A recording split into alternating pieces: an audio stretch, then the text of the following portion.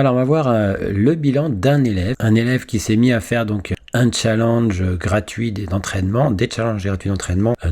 C'est des challenges où on commence avec 10 000 et on doit atteindre 10 500. Voilà, c'est pour s'entraîner aux autres challenges FTMO, donc les vrais challenges FTMO. Et puis pour améliorer son trading et voir l'état des choses. Après avoir étudié la formation préparatoire, eh bien, il fallait mettre en application tout ça. Donc, ça fait quelques semaines qu'il met en application le calcul des positions, le fait de calculer les choses en fonction d'un ratio, en fonction de niveau d'achat, de stop et d'objectifs à trouver le plus précis possible grâce à différentes méthodes fournies à la formation. Et l'étude du contexte telle que proposée dans la formation préparatoire. Donc, on va voir le respect de tout ça et les petites adaptations que on apporte des fois dans notre trading et qui subtilement modifient ce que l'on faisait avant. Donc il y avait tendance à faire les choses depuis quelques semaines, c'est-à-dire calcul de position, etc. Ou plutôt il découvrait les choses. On va faire le constat de ce qui était bien fait, ce qui était moins bien fait. On en fera une conclusion. Donc il a une première salve de trade jusqu'au trade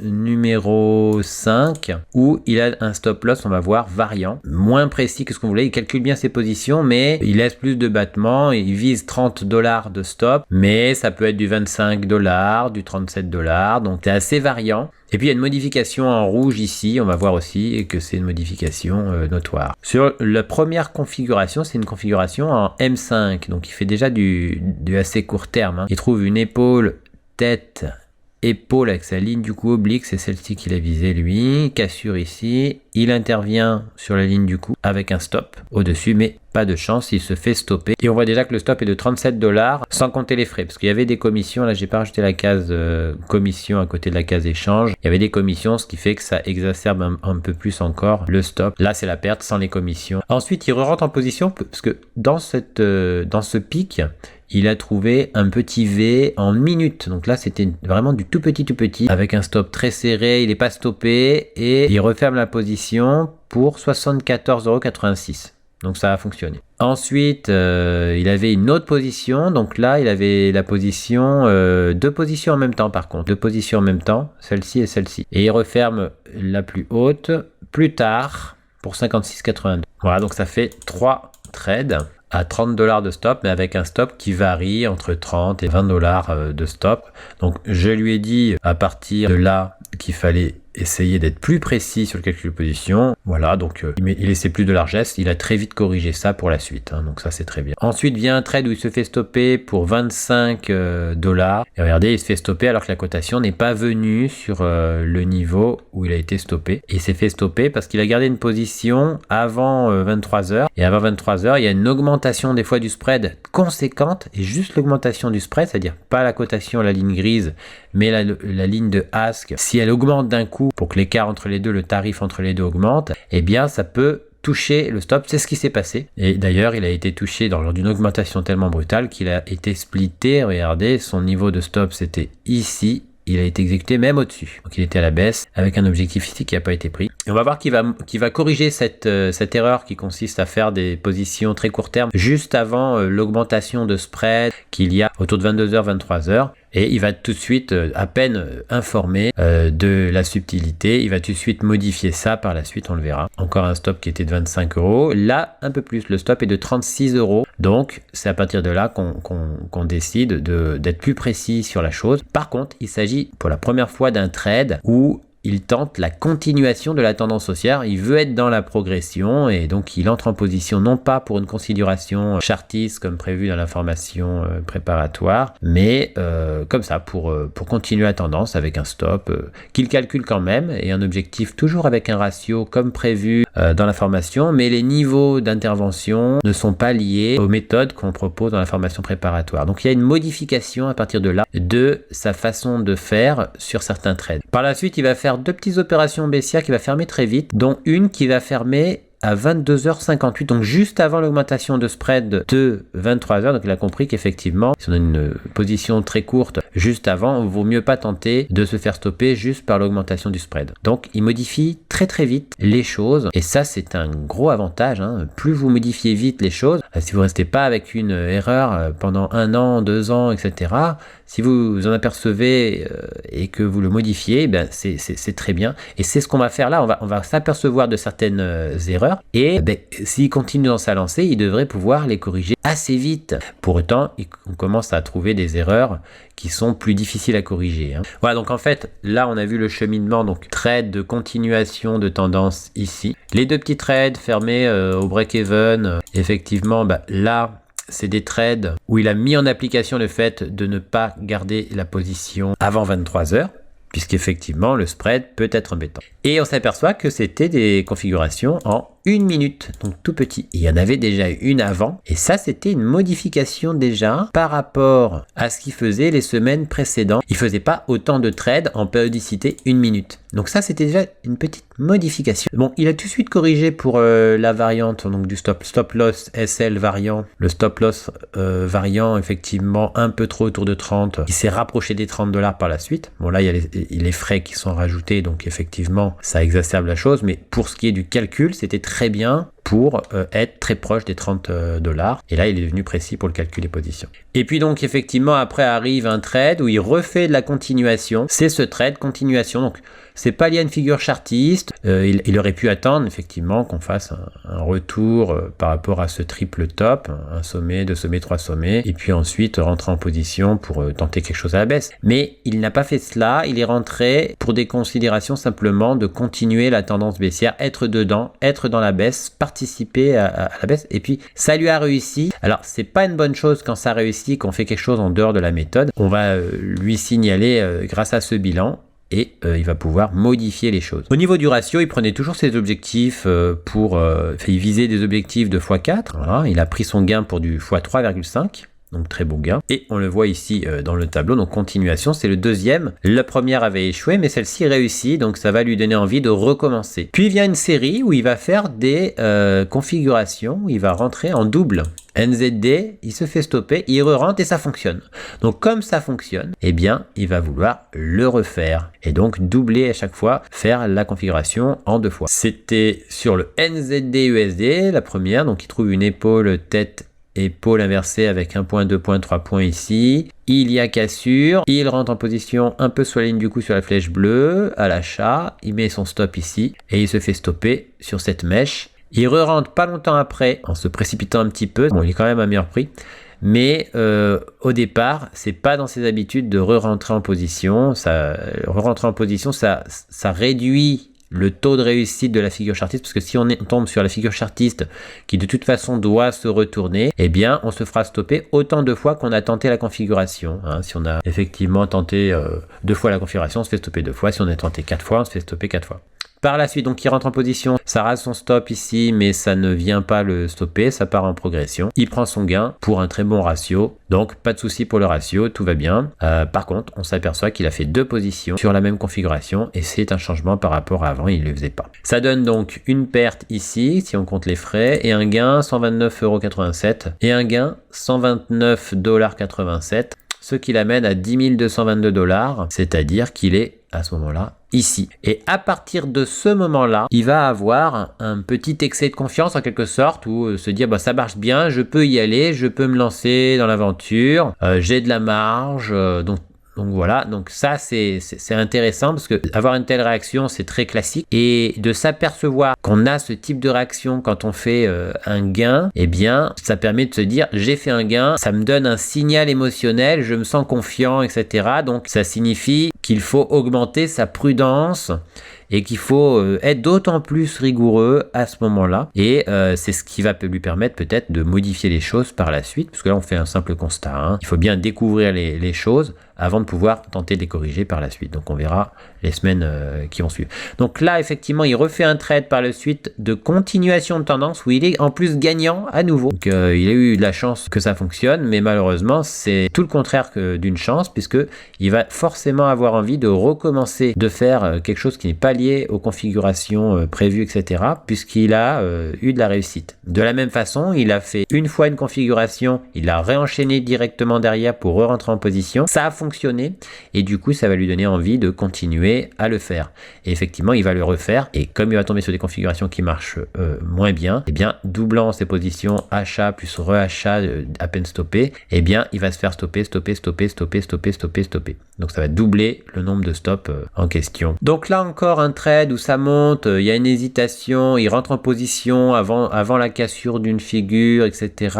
Et donc là c'est une erreur, mais ça progresse et il a un gain effectivement. À ce moment-là, effectivement, il arrive à un pic à 10 300 alors que le challenge, il a plus qu'à aller à 500, donc plus que 200 à faire. Dès là, il a très confiance tant à ce qu'il a fait donc sur la continuation alors que c'est quelque chose qui sort du cadre de ce qui était prévu et là aussi voilà, et donc il a modifié certaines choses et surtout il est passé en petite périodicité, il fait que du M1. Il avait déjà commencé à modifier par rapport aux semaines précédentes en faisant quelques trades en périodicité 1 minute, les autres étaient toujours toutes des configurations suffisamment grandes en tout cas par rapport à ce qu'il faisait avant parce que ça reste quand même des petites périodicités, mais il y a une modification, il y a un changement.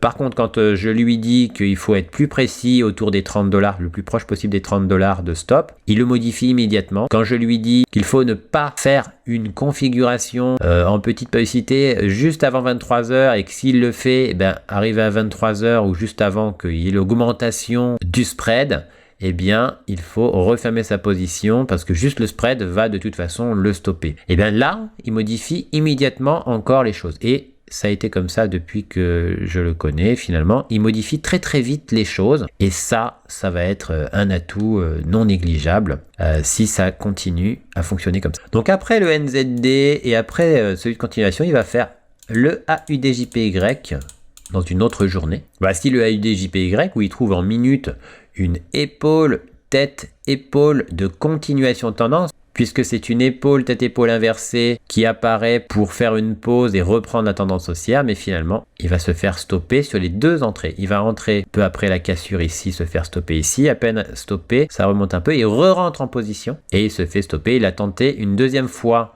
alors qu'avant, il ne le faisait pas, juste parce que il l'avait fait sur le NZD USD et ça avait fonctionné sur la deuxième entrée. Du coup, pourquoi ne pas le refaire? Et donc, c'est une modification par rapport à avant qui se rajoute à la chose. Et on est toujours sur plus petite périodicité. Donc, il y a plusieurs petits changements. Pareil ici, donc une configuration qui trouve en minutes une sorte de biseau effectivement. Et là, il va entrer en position à l'achat après la cassure, mais on voit que ça a cassé déjà bien, c'est assez vite. Et puis finalement, il met un stop. Bon là, il se fait splitter. Regardez son stop, c'est le petit trait rouge. Et puis finalement, plus bas, il est stoppé donc à plus que prévu. Mais il avait bien calculé à l'origine $30. Effectivement, des fois, on n'est pas exécuté au prix qu'on veut. C'est plus rare, mais ça arrive. Quand il y a une bougie très dynamique, eh bien, on ne trouve pas de cotation pour se faire exécuter. La cotation était plus basse. Il se fait splitter. Mais le calcul de position est bon. Ici aussi, $30 de calcul de position. Donc, il a vraiment modifié immédiatement la précision du calcul. Il pensait que c'était possible de faire 34, c'était pas très grave. Voilà, il a modifié. Et il re-rentre une deuxième fois puisque ça lui avait réussi de le faire la toute première fois et il s'est dit je vais le refaire. Et effectivement ça a échoué.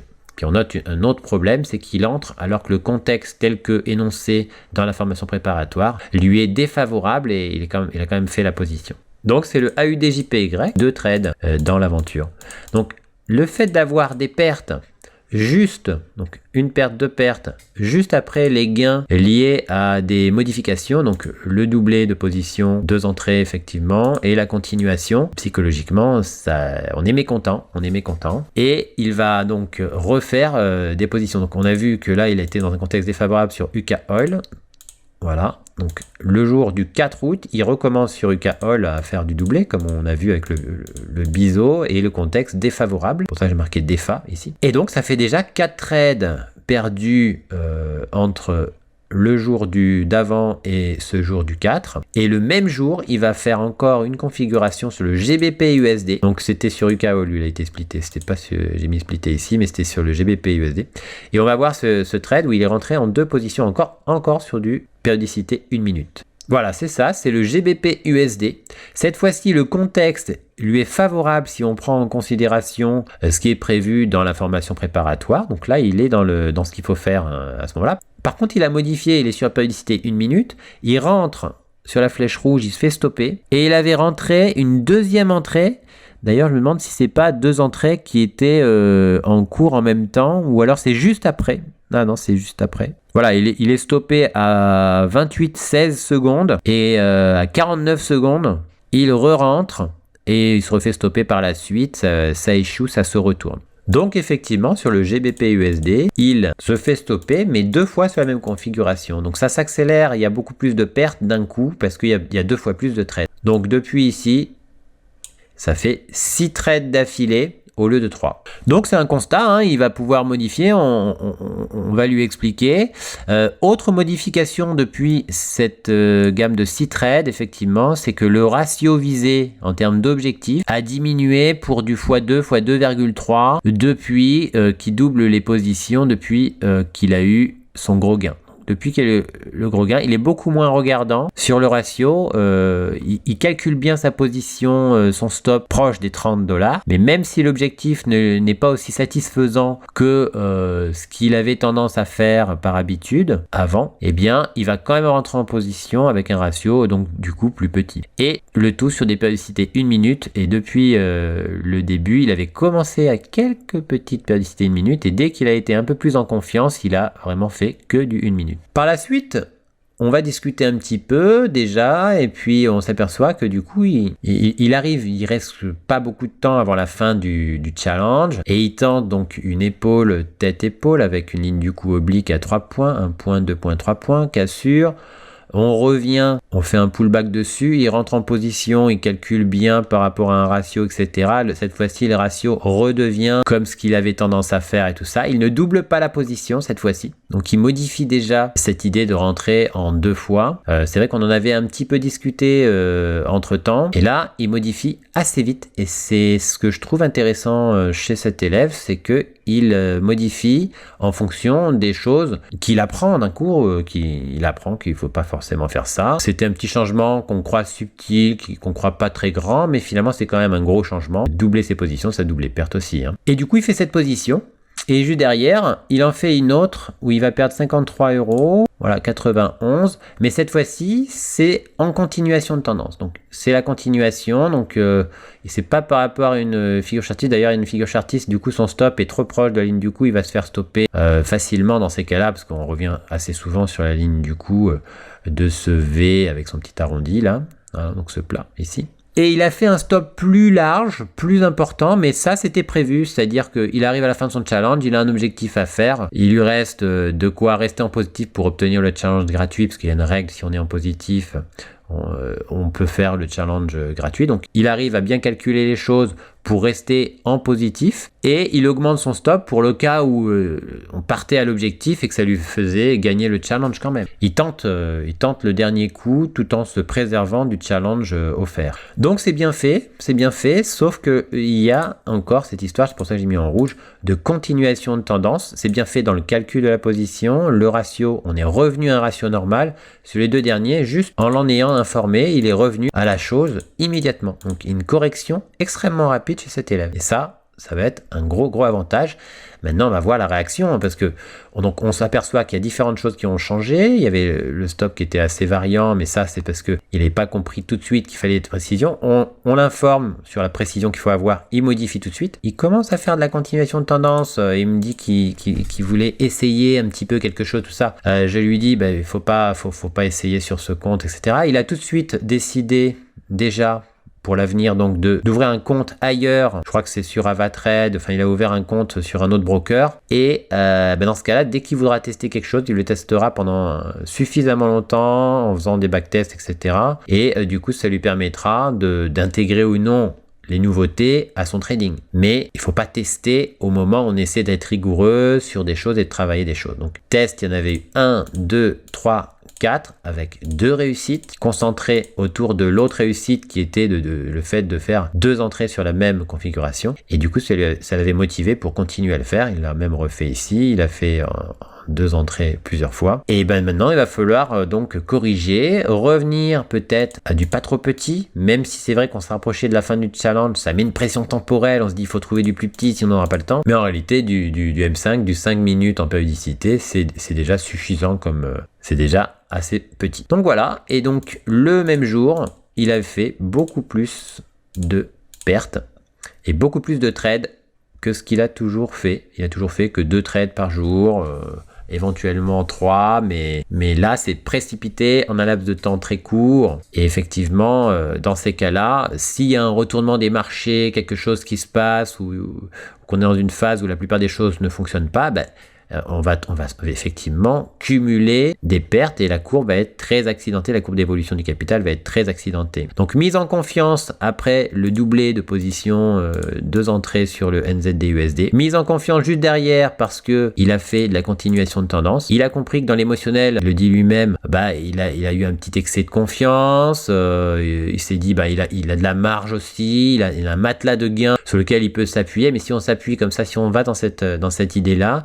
qu'on s'appuie sur son matelas de gamme, on finit par le reperdre, à moins d'avoir la chance. Mais si on a la chance, la prochaine fois qu'on aura cet excès de confiance et cette idée de on a du gain, on peut y aller, on peut faire de la continuation, on peut faire des choses un petit peu variées, différentes, et dans ce cas-là, on reperdra le gain. Voilà, donc du gain, il redescend. Voilà, donc c'est ça le risque. Par contre, il a très bien calculé pour rester en positif, même si c'est que de 11 €, ça suffit pour obtenir le challenge gratuit chez FTM. Donc voilà, il y a des choses très intéressantes. Et sur le plan de la psychologie, on est allé plus loin dans la réflexion, on a réfléchi à tout ce qui peut engendrer le changement, etc. Effectivement, il est resté beaucoup plus devant l'écran, il a pris son écran avec lui, alors que d'habitude, il avait tendance à se dire qu'à chaque fois qu'il restait trop longtemps devant l'écran, il était influencé par chaque fluctuation et il en faisait toujours un peu plus. Donc on a tendance à en faire trop de présence devant l'écran, trop de présence dans le trading, trop de motivation après les gains, trop de motivation finalement, ça fait qu'on en fait trop et du coup c'est plus douloureux, voilà. Et puis on fait des erreurs à ce moment-là puisque là, précipité dans du plus petit, dans une périodicité 1 minute, on va effectivement oublier de regarder, j'ai marqué défa parce que c'est défavorable pour le contexte, on va oublier de regarder donc le contexte. Tout de suite il a réagi, à peine on s'est aperçu de ça, ces choses-là. Quand il a commencé à faire ses trades ici, déjà il n'a pas doublé ses positions, il n'a pas fait 2 entrées par configuration. Et puis ce qu'il y a d'intéressant, c'est qu'il m'avait envoyé des captures d'écran où on voyait très bien qu'il vérifiait le contexte, on voyait il avait fait les tracés nécessaires pour vérifier le contexte, il s'est même inventé une méthodologie avec des lignes de couleurs différentes, etc. pour le faire systématiquement. Il y a une volonté de corriger les choses extrêmement rapidement. Et ça, pour le trading, c'est une qualité qui est, je dirais, la plus importante, une des plus importantes. Voilà, parce que c'est très important. On peut garder des problématiques, des erreurs pendant très très longtemps. Des fois, effectivement, on continue à faire l'erreur pendant des années parce qu'on se rend même pas compte qu'on fait cette erreur. C'est là que je suis là dans le coaching pour mettre en lumière l'erreur de façon à ce que ce soit bien visible. On voit dans ce type de bilan, on voit très bien les erreurs qui ont été faites et on va pouvoir les modifier. Et ce qui va être très intéressant maintenant, c'est de regarder ce qu'il va faire dans les semaines à venir et de voir ce qui va être modifié et ce qui va apparaître encore comme éventuelles erreurs. Et si à chaque fois qu'il y a des erreurs qui apparaissent, on en fait le constat, on en discute et il arrive à les modifier, et bien là, il va progresser beaucoup plus vite que quelqu'un qui, effectivement, va être pris dans son émotionnel, avoir du mal à modifier les choses, etc. Donc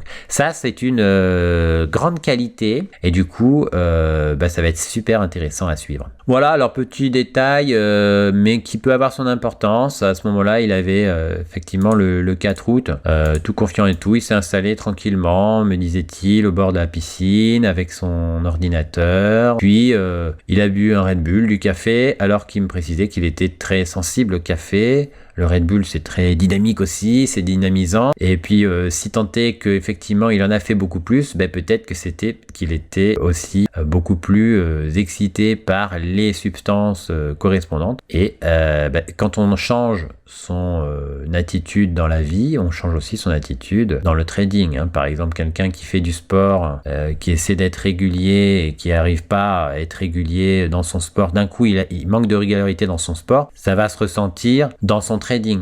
C'est pareil, pour les mêmes raisons. Et bien, finalement, d'ailleurs, dans le trading, petit aparté, dans le trading, quelqu'un qui dans la vie a du mal à être régulier dans son sport, il prévoit un programme, il le fait un petit peu, puis hop, il s'arrête, et on fait souvent ça, quand on commence quelque chose, on commence, puis on s'arrête, puis finalement on se remotive, je sais pas, pendant les fêtes, jour de l'an, on dit allez, il faut que je fasse mon sport, et puis on abandonne.